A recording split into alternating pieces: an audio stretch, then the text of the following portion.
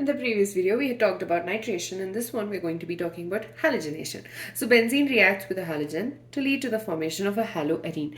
And this takes place in the presence of anhydrous AlCl3. So let's look at the mechanism. So the first step is obviously going to be the generation of the electrophile. Now what happens is the chlorine. So first of all, the anhydrous AlCl3 is a Lewis acid, which means it can basically take in the chlorine, and what happens is this bond, when it breaks,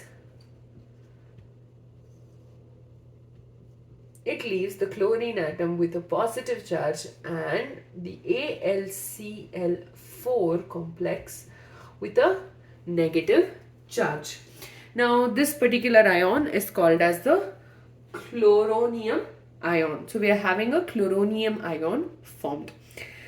Now, the next step is going to be the formation of the carbocation. So, the benzene is going to attack Cl plus, leading to the formation of the arenium ion, which is resonance stabilized. By this point, you should be able to draw these structures on your own. So you have Cl and H, and then here the third resonance structure is going to be this bond shifting here, leaving this one with a positive charge. You have Cl, H. It's not a free radical. Okay. And this can be written as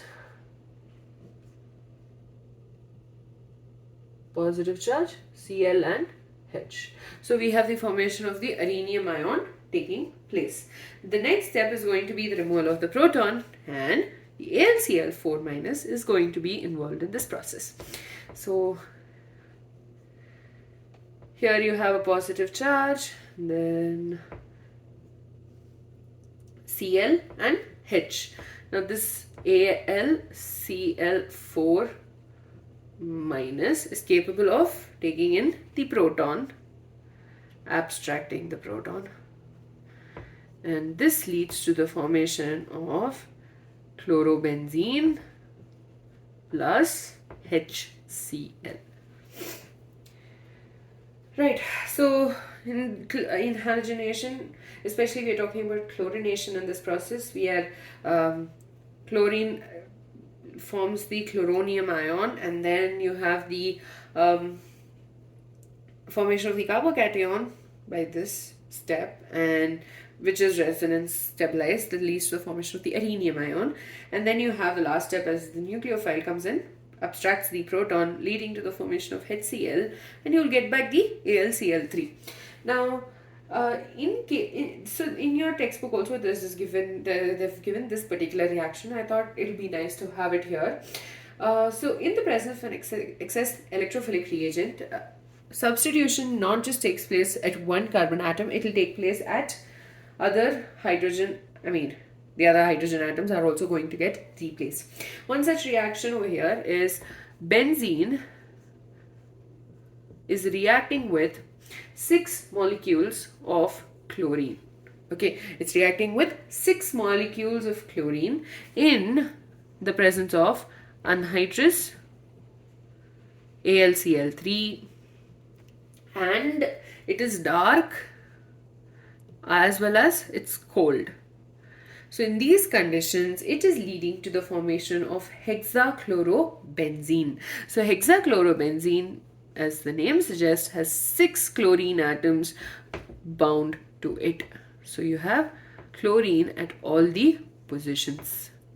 So, and this is in the presence of an excess electrophile, and our byproduct is going to be 6 molecules of HCl.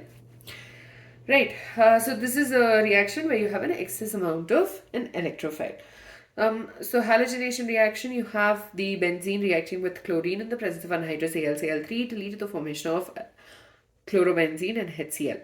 Now in this case what is happening is AlCl3 is acting as a Lewis acid, and it basically takes in one of the chlorine atoms and leaving the other one with a positive charge.